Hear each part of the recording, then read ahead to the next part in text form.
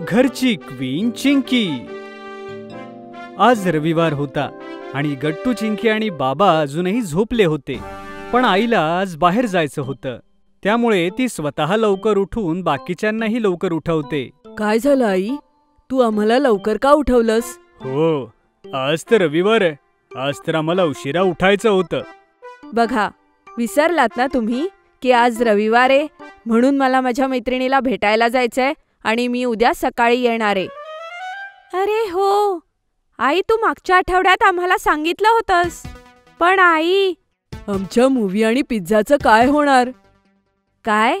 हो आई, आज आमच्या सगळ्यांचा घरी मूवी बघायचा आणि पिझ्झा खाण्याचा प्लॅन होता। अरे हो, हे तर मी विसरूनच गेले, पण मुलांनो माझं जाणं गरजेचं आहे। मी मैत्रिणीला प्रॉमिस केलंय ना, आणि चिंकी माझं जरा नीट ऐक। आई चिंकीच्या जवळ जाते आणि तिला म्हणते, काय झालं आई? चिंकी, आज मी तुला एक महत्त्वाची जबाबदारी देऊन जातीये आणि ती आहे घराची जबाबदारी। माझा विश्वास फक्त तुझ्यावर आहे। असं समज की आत्तापासून उद्या सकाळपर्यंत म्हणजे पूर्ण 24 तासांसाठी तूच घराची आई आहेस। तुला सगळ्यांची काळजी घ्यायची आहे। आईचं बोलणं ऐकून चिंकी खूप खुश होते। काय खरंच? म्हणजे बाबा आणि गट्टूला मी सांगितलेलं ऐकावं लागेल, कारण मी आई आहे? हो चिंकी बाळा, पण तुला तुझी जबाबदारी नीट पार पाडावी लागेल। Okay I. एवढं बोलून आई घरातून निघून जाते। गट्टू आणि बाबा अजूनही झोपेतच सोफ्यावर बसून होते। हे बघून धावतच चिंकी आईच्या रूम मध्ये जाते आणि तिची एक ओढणी घेऊन बाहेर येते। अगं चिंकी, तू हे काय करतीयेस? गट्टू, आता उद्या सकाळपर्यंत मी आई आहे आणि तुम्हा दोघांना माझं ऐकावं लागेल। एवढं बोलून चिंकी ती ओढणी कमरेला अशी काही बांधते जशी आई बांधते।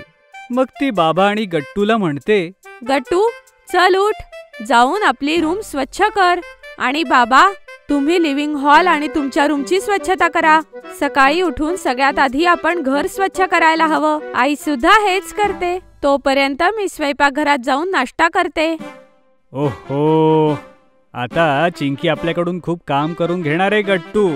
आणि आपल्याला करावंही लागेल बाबा, कारण आईनेच तिची जबाबदारी चिंकीला दिलीये। बाबा आणि गट्टू लवकर उठून चिंकीने सांगितलेली कामं करू लागतात।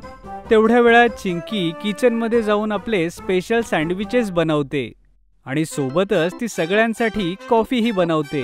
अरे वा चिंकी, तू तर खूप छान नाश्ता बनवलास। आणि काम केल्यानंतर नाश्ता करायला अजून छान वाटतंय। थँक्यू बाबा, थँक्यू गट्टू। बरं, मला असं वाटतं की जरी आई गेली असेल, पण तरीही आपण आपल्या मूवी आणि पिझ्झाचा प्लॅन एन्जॉय करू शकतो। काय? कसं चिंकी? फक्त त्यासाठी तुम्हा दोघांना माझं सगळं ऐकावं लागेल। ठीक आहे चिंकी, का नाही, पण मला वाटतं की आईशिवाय आपण हे सगळं करू शकणार नाही, आणि मला तर पिझ्झा बनवायला येतच नाही। काळजी नका करू बाबा, मागच्या वेळी जेव्हा आईने पिझ्झा बनवला त्यावेळी मी किचन मध्येच होते। तुम्ही फक्त माझी मदत करा, ओव्हन वापरण्यासाठी आणि भाज्या चिरून देण्यासाठी। अच्छा, ठीक आहे चिंकी। आणि मी काय करू चिंकी? गट्टू, जेव्हा मी आणि बाबा पिझ्झा करत असू त्यावेळेस तुला लिव्हिंग रूम मध्ये पिक्चरची तयारी करावी लागेल, जसं पिक्चरची सीडी लावणं आणि सोफ्याच्या खाली गादी टाकणं। आपण तिथेच बसून पिक्चर बघणार ना? Okay Chinki, done. मग काय होतं, नाश्ता करून तिघेही जण आपापल्या कामाला लागतात। अगोदर बाबा मार्केटमध्ये जाऊन पिझ्झा बनवायचं सगळं सामान घेऊन येतात। त्यानंतर चिंकी त्यांना सगळं सांगू लागते। बाबा, आई आधी या पिझ्झा बेसवर पिझ्झा सॉस लावते। ओके, लावला हा चिंकी। हा, आता ह्याच्यावर आपल्याला भाज्या ठेवायच्या आहे, आणि हो, पनीर सुद्धा मला खूप आवडतं।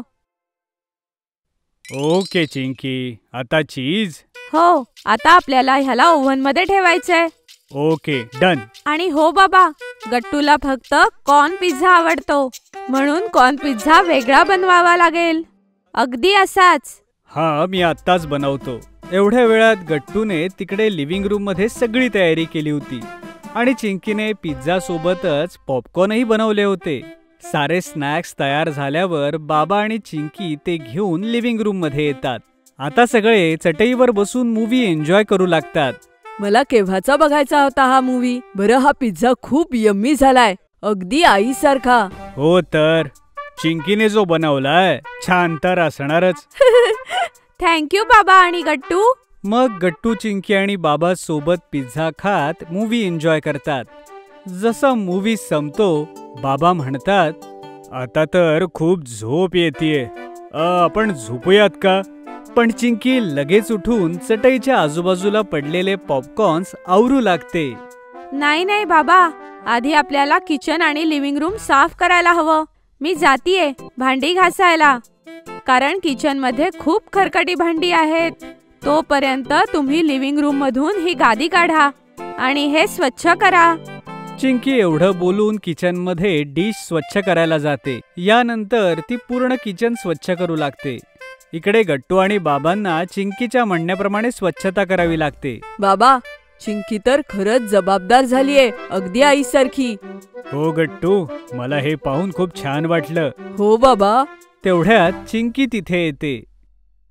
हुश, सगळं काम झालं, पण मी तर खूपच थकलीये. आई खरंच किती काम करते, तिच्यासारखं कोणीच नाही. हे तर अगदी बरोबर बोललीस चिंकी, की आईसारखं दुसरं कोणी नाही, पण तू अगदी आईसारखी आहेस. बाबांचं हे बोलणं ऐकून चिंकीला खूप छान वाटतं. जेव्हा रात्री झोपायची वेळ होते तेव्हा गट्टू हळूच चिंकीला म्हणतो, चिंकी, मला तर झोप येतेय. आई नेहमी आपल्याला गोष्ट सांगते, मला तर तिची खूप आठवण येतेय. अरे मग त्यात काय गट्टू, आज मी तुला वाचून गोष्ट सांगते, माझ्या ह्या नव्या पुस्तकातून. काय खरंच चिंकी, तू सांगशील? थँक्यू. मग चिंकी गट्टूला गोष्ट सांगू लागते.